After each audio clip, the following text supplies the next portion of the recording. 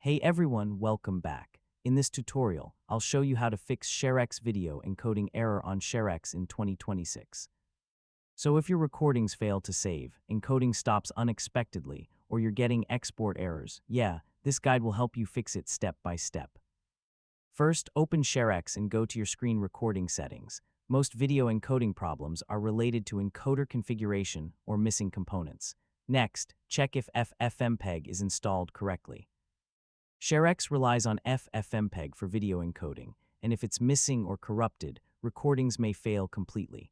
Now reinstall FFmpeg directly from the ShareX Tools menu.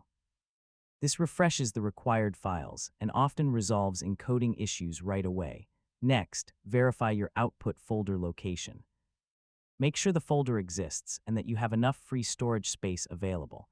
Now lower your recording resolution or frame rate if you're using very high settings.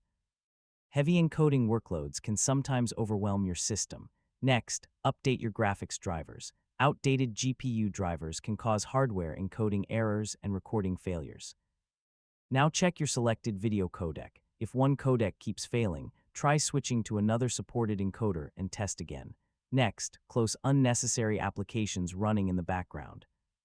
High CPU or memory usage can interrupt the encoding process. Now update ShareX to the latest version, because newer releases often include fixes for recording and encoding bugs.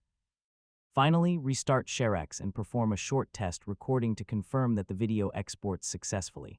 And that's it. You've successfully fixed ShareX video encoding errors. Now your recording should save and export smoothly without any problems. And don't forget to like, share, and subscribe for more tutorials like this.